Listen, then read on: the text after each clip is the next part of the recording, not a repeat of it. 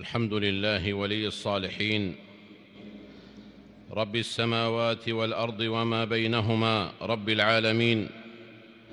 هو أول ليس قبله شيء، وآخر ليس بعده شيء، وظاهر ليس فوقه شيء، وباطن ليس دونه شيء. يعلم السر وأخفى، وما تسقط من ورقة إلا يعلمها، ولا حبة في ظلمات الأرض، ولا رطب ولا يابس إلا في كتاب مبين. لا تواري منه سماء سماء، ولا أرض أرضا، ولا جبل ما في وعره، ولا بحر ما في قعره. وأشهد أن لا إله إلا الله وحده لا شريك له، وأشهد أن محمدًا عبد الله ورسوله، إمام المتقين وسيد الأولين والآخرين. بلغ رسالة ربه وأدى الأمانة وعبد ربه حتى أتاه اليقين. فصلوات الله وسلامه عليه وعلى آل بيته الطيبين الطاهرين، وعلى أزواجه أمهات المؤمنين، وعلى أصحابه والتابعين ومن تبعهم بإحسان إلى يوم الدين، وسلم تسليما كثيرا. أما بعد، اللہ کے بندو، اللہ تعالیٰ سے اتنا ڈرو جتنا اس سے ڈرنا چاہیے، اور دیکھو مرتے دم تک مسلمان ہی رہنا. اپنے نفس کا محاسبہ کرو اس سے پہلے کہ تمہارا حساب لیا جائے، اور اسے خوب تول لو اس سے پہلے کہ تمہیں تولا جائے. کل کے حساب سے تمہارے لیے یہ زیادہ آسان ہے کہ تم آج اپنے نفس کا محاسبہ کرو. آج عمل ہے، حساب نہیں. کل حساب ہوگا، عمل نہیں. بہت بڑی پیشی کے لیے تیار ہو جاؤ. اس دن تم سب سامنے پیش کیے جاؤ گے، تمہارا کوئی بھید پوشیدہ نہ رہے گا. حسن بصری رحمہ اللہ کا قول ہے، مومن اپنے نفس کا نگہبان ہے.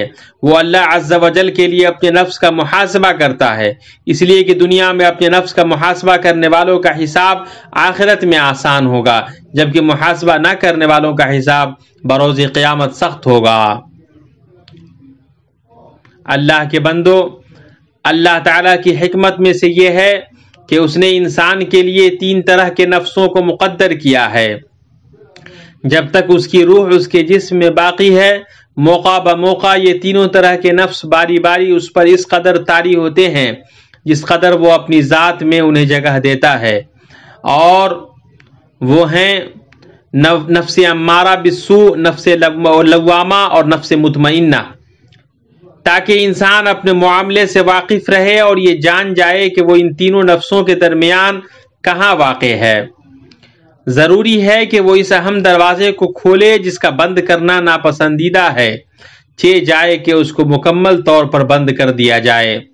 اور وہ دروازہ ہے اپنی ذات پر تنقید اور اس سے صراحت و وضاحت کے ساتھ معاملہ کرنا، تاکہ وہ اپنی کمیوں کا ادراک کر سکے اور ان کی اصلاح نفس لوامہ کے ذریعے کر لے، تاکہ درستگی کی جگہوں کو بھی جان لے اور انہیں نفس مطمئنہ کے ذریعے فروغ دے.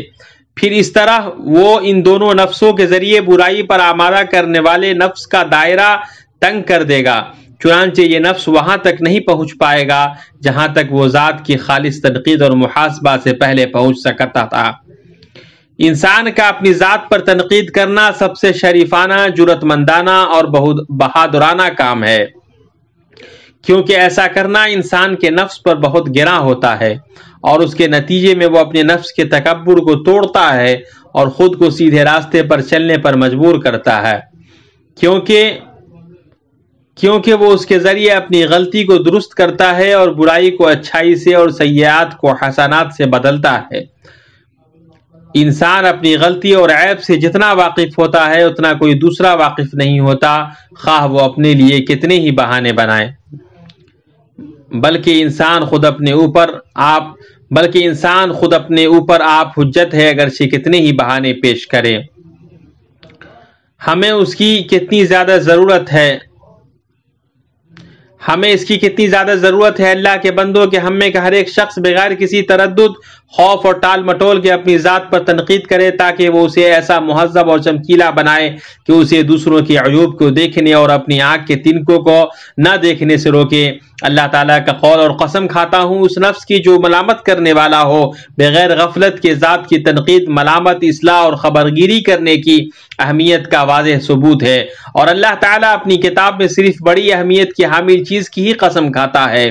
ابن کثیر نے اپنی تفسیر میں حسن بصری کا قول نقل کیا ہے کہ اللہ کی قسم ہم مومن کو دیکھتے ہیں کہ وہ اپنے آپ کو ہی ملامت کرتا ہے کہ میں نے اپنے الفاظ سے کیا چاہا، اپنے کھانے سے کیا ارادہ کیا اور میرے دل کی بات کا کیا مقصد ہے، اور فاجر اپنے آپ کو ملامت کیے بغیر آگے بڑھ جاتا ہے۔ مالک بن دینار کا قول ہے اللہ تعالیٰ اس بندے پر رحم کرے جو اپنے بارے میں کہے کیا تم نے ایسا نہیں کیا، کیا تم نے ویسا نہیں کیا، پھر اس کی مذمت کرے اور اسے لگام دے، پھر اس پر اللہ کی کتاب کو لازم کر دے تاکہ وہ اس کا رہنما بن جائے۔ میمون بن مہران کا قول ہے بندہ اس وقت تک متقی نہیں ہوگا جب تک وہ ایک شریک کا دوسرے شریک کے محاسبہ کرنے سے زیادہ اپنے نفس کا شدید محاسبہ نہ کرنے والا ہو۔ اللہ کے بندو، پرانے زمانے کی کہاوت ہے نفس غدار شریک کی طرح ہے، اگر آپ اس کا محاسبہ نہیں کریں گے تو وہ آپ کا مال ہڑپ کر جائے گا۔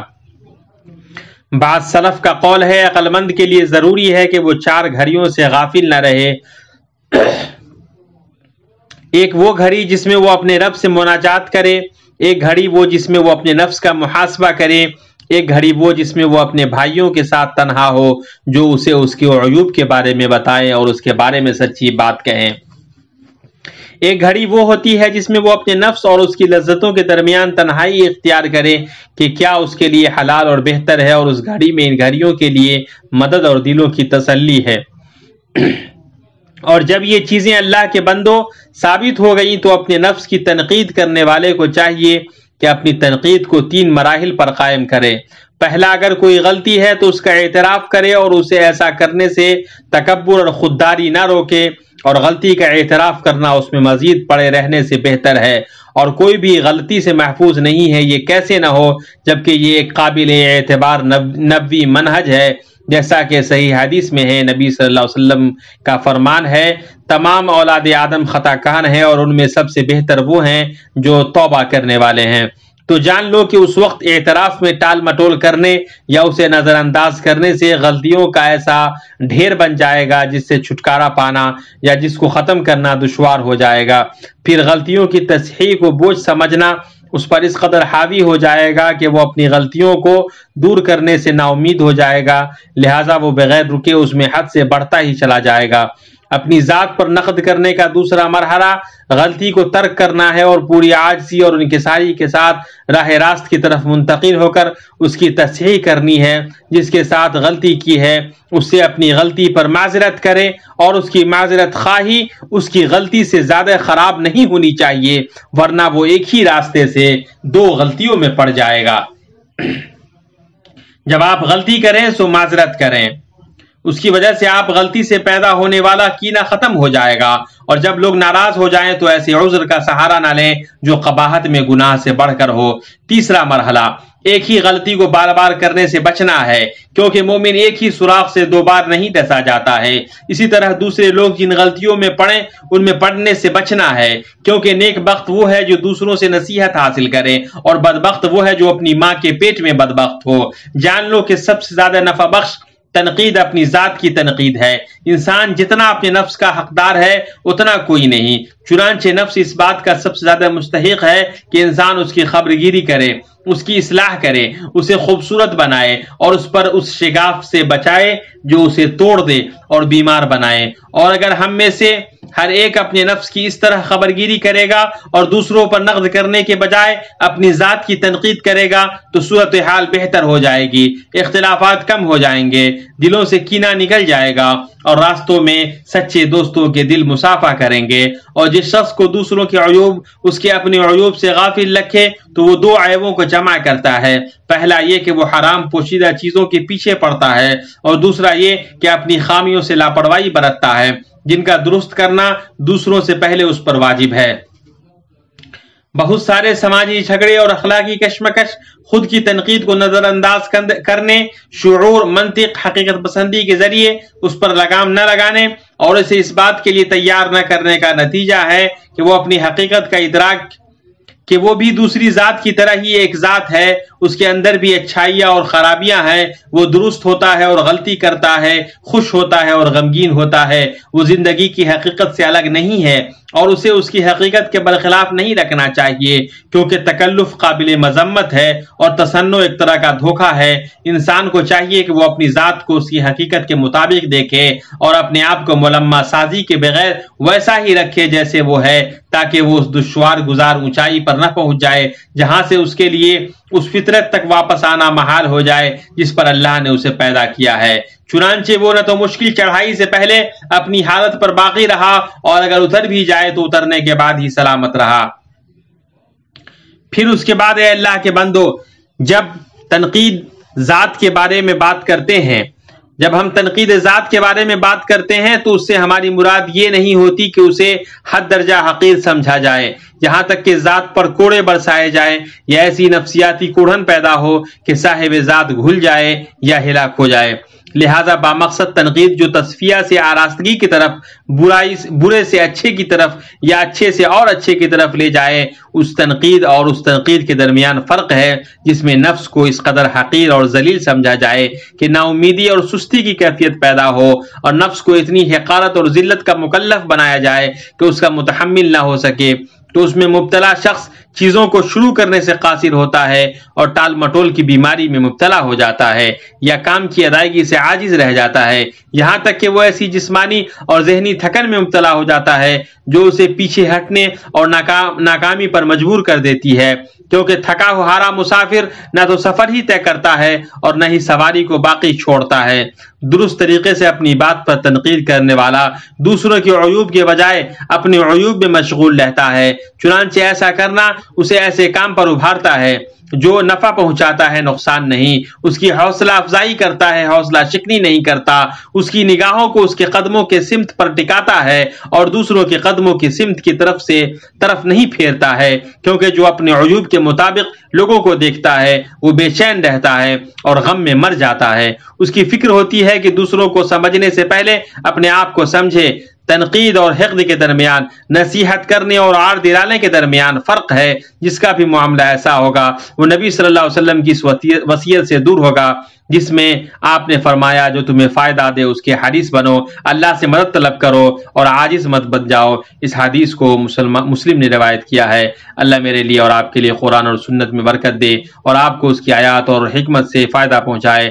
میں کہتا ہوں جو تم سن رہے ہو، اللہ سے اپنے لیے اور آپ کے لیے مغفرت طلب کرتا ہوں۔ آپ اس سے مغفرت طلب کرنے بے شک وہ بڑا بخشنے والا مہربان ہے۔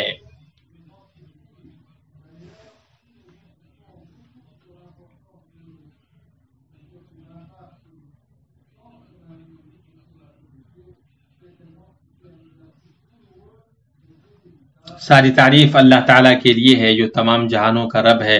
درود و سلام نازل ہو انبیاء و رسول میں سب سے معزز پر، اما بعد۔ اللہ کے بندو، اللہ کا تقوی اختیار کرو اور جان لو کہ اپنی ذات کی تنقید پسندیدہ تنقید کے مراحل میں سے پہلا مرحلہ ہے، اور جب ہم اس کی اہمیت اور فرد کی شبیہ کو بہتر بنانے میں اس کی اثرات پر روشنی ڈالتے ہیں جو لازمی طور پر افراد پر مشتمل معاشرے میں جھلکتی ہے، تو اس کی وجہ یہ ہے کہ فرد ہی اصل ہے۔ تو جب اصل بہتر ہوگی تو شاخ بھی بہتر ہوگی۔ تاہم ایک مذموم صفت کی طرف یہاں تنبیہ ضروری ہے کہ جو کبھی کبھی اپنے ذات کی تنقید کرتے وقت انسان پر حاوی ہو سکتی ہے۔ یہ مذموم صفت وہاں ظاہر ہوتی ہے جب انسان اپنی غلطی اور کوتاہی کو صحیح ٹھہرانے کے لیے دوسرے کے اوپر سارا قصور ڈال دیتا ہے اور اپنے عیوب سے اور ناکامی سے نکل بھاگتا ہے۔ اس طرح وہ اس چیز کا شکار ہو جاتا ہے جسے نفسیاتی طور پر گرنے سے تعبیر کرتے ہیں، بئیں طور کہ وہ اس چیز کو دفاعی ہیلا سمجھے۔ اس کو کوتاہی کرنے والا آدمی اپنی کوتاہی اور خطا کے نتائج سے نکلنے کے لیے استعمال کرتا ہے۔ یوں وہ تمام خطاؤں کی وجہ کو غلطیوں کے اعتراف سے بھاگنے کے لیے کسی اور کی طرف منسوب کرتا ہے، نتیجتاً وہ ملامت سے چھٹکارا حاصل کرتا ہے۔ جیسا کہ پرانے مروجہ محاورے میں کہا جاتا ہے، اس نے اپنی تہمت ہم پر لگا دی اور بھاگ گئی۔ اگر ہم میں سے ہر آدمی اس کمزور کرنے والے شغاف کے پیچھے بھاگنے لگے تو شغاف بڑھتا چلا جائے گا، بیداری ختم ہو جائے گی اور ہر آدمی کو جو ذمہ داری سونپی گئی ہے وہ اس سے بھاگ جائے گا۔ یوں لوگوں کے درمیان باہمی لعنت و ملامت چھا جائے گی، مثبت کام کمزور پڑ جائے گا، بامقصد احتساب ختم ہو جائے گا اور کوتاہی کرنے والا اپنے علاوہ کے سلسلے میں بغیر کسی معتبر سبب کے بغض و حسد رکھے گا۔ تو یہ حقیقت سے بھاگنا ہے اور غلطی کا اعتراف نہیں کرنا ہے، اور اپنی غلطی کے تئیں جس کا معاملہ بڑا ہے اس کو چھوٹا کرنا ہے، اور دوسروں کو ملامت کرنے کے تعلق سے جس کا معاملہ چھوٹا ہے اس کو بڑا کرنا ہے۔ یوں وہ دو خطاؤں کو ملا دیتا ہے، پہلا یہ کہ وہ اپنی غلطی کا اعتراف نہیں کرتا ہے، اور دوسرا یہ کہ وہ غلطی کا سبب دوسروں کو ٹھہرا دیتا ہے۔ یہ ایک ایسا گناہ ہے جس کے برے انجام سے ان لوگوں کو غافل نہیں رہنا چاہیے جنہیں اللہ نے ایسا دل دیا ہے جس سے وہ سمجھتے ہیں، ایسی آنکھیں دی ہیں جن سے وہ دیکھتے ہیں، ایسے کان دیے ہیں جن سے سنتے ہیں۔ اے اللہ نے مومنوں کو احد کے دن فہمائش کرتے ہوئے جب ان سے فرمایا، کیا بات ہے کہ جب تمہیں ایک ایسی تکلیف پہنچی کہ تم اس جیسی دو چند ان کو پہنچا چکے تو یہ کہنے لگے کہ یہ کہاں سے آ گئی؟ آپ کہہ دیجئے کہ یہ خود تمہاری طرف سے ہے، بے شک اللہ تعالیٰ ہر چیز پر قادر ہے۔ یاد رہے کہ یہ ان مسلمات میں سے ہیں جن میں کوئی اختلاف نہیں ہے، جو نیکی وہ کرے اس کے لیے ہے اور جو برائی وہ کرے وہ اس پر ہے، جیسا کہ اللہ عز و جل نے فرمایا ہر شخص اپنے اعمال کے بدلے میں گروی ہے، اور فرمایا کہ یہ کہ ہر انسان کے لیے صرف وہی ہے جس کی کوشش خود اس نے کی ہے۔ لہٰذا ایک مسلمان کو یہ زیب دیتا ہے کہ وہ اپنے نفس کے تعلق سے واضح ہو، اپنی ذات کی تنقید کرنے میں صاف گو ہو، اس کا جائزہ لینے میں سنجیدہ ہو، اس کے سمت کی تصحیح میں سچا ہو، کیونکہ جب لکڑی سیدھی ہوگی تو سایہ بھی سیدھا ہوگا۔ بصورت دیگر وہ اپنے اوپر، اپنے معاشرے کے اوپر اور اجتماعی زندگی کے شعبوں پر بڑا بوجھ بن جائے گا، اور ایسا وہی نکمے نٹھلے لوگ ہوں گے جو اپنے بستر پر لیٹے رہ کر آسمان سے سونے یا چاندی کی بارش کا انتظار کرتے ہیں۔ نبی صلی اللہ علیہ وسلم نے سچ ہی فرمایا، ہر انسان صبح اٹھ کر اپنے نفس کو فروخت کرتا ہے، چنانچہ یا تو وہ اسے جہنم سے آزاد کرا لیتا ہے یا ہلاکت میں ڈال دیتا ہے۔ اس حدیث کو مسلم نے روایت کیا ہے۔ درود و سلام نازل ہو نبی مجتبی محمد مصطفیٰ صلی اللہ علیہ وسلم پر، جو شفاعت کے قیامت کے دن مالک ہوں گے انشاءاللہ۔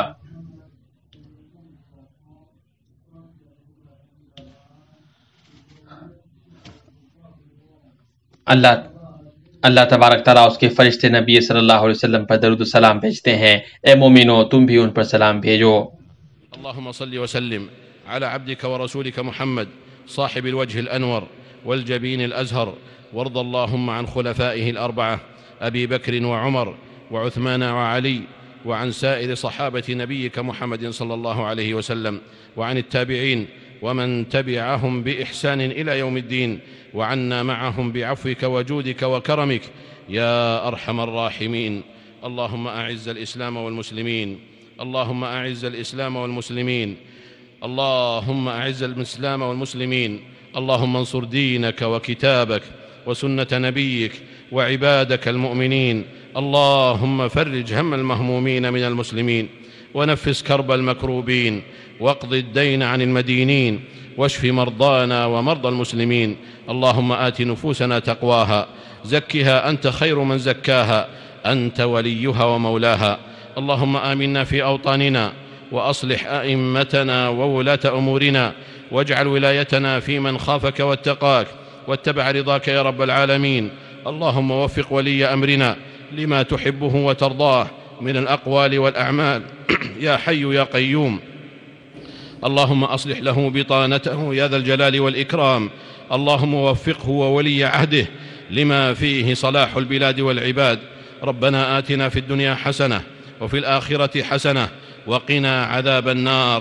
سبحان ربنا رب العزة عما يصفون، وسلام على المرسلين، وآخر دعوانا أن الحمد لله رب العالمين.